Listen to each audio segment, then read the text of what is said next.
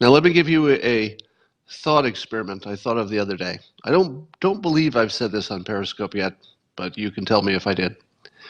Imagine, if you will, we get to a point where we can take your mind and transport it into a computer. Totally doable in the future. We should be able to read all of the architecture of your mind with scans, because scans get better and better. And then we'll reproduce it. We should be able to even be able to read directly your thoughts at some point. But let's say maybe it's 50 years from now, maybe it's 100 years from now. We don't know. But let's say we get to the point where we can duplicate a mind with actual thoughts and personality and put it into a machine. Now let's say you have a bad accident and you're brain dead. Your body is being kept alive, but your brain is out of it. However, lucky for you, you have a backup brain. You have a backup brain. So there's something in your will that says, if my brain is dead, my organic brain, you may activate my backup brain. So the backup brain becomes self-aware, and it says, oh, darn, I knew this day would come. It looks like the brain in my body got killed. So I guess I'm the new me.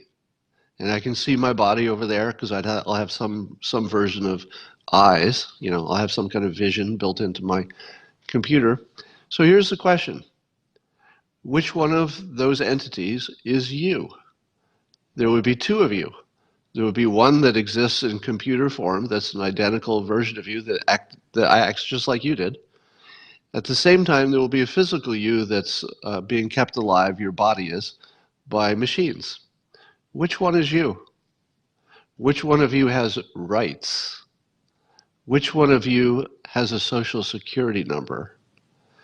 Does your social security number now belong to the piece of meat that's laying on a hospital bed that will never be animated again?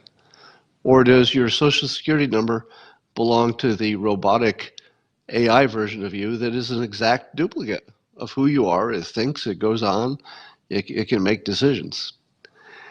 Well, who knows? Now, if you were reproduced in computer form, would it necessarily be a good idea to give you a physical robot body so that your brain could operate in the real world with regular organic people? Maybe.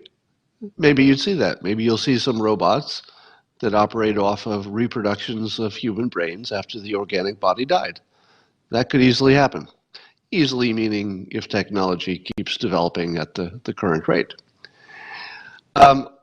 So that could happen. But far more likely, I would think, if you were a computer entity and you had the same thoughts of a human, would you not say, you know what would be better than a physical body? A simulated body. I want to relive my life with my same me, the me that's now ported over to the computer and I'm part of an AI system. I want that brain to live another life in simulated form. I want a simulated reality, and I'll just relive it. I'll just do it again in computer form. Maybe that already happened. Maybe we are the reproductions of people who went before. Maybe the reason that we seem so flawed is that we're clones of flawed entities, flawed minds that lived before. And even though we might be simulations, people say, why would anybody, build a simulation that had all these problems? What would be the point of a simulation that has flaws, like mental illness and all that? Well, the point of it might be that we reproduced ourselves exactly.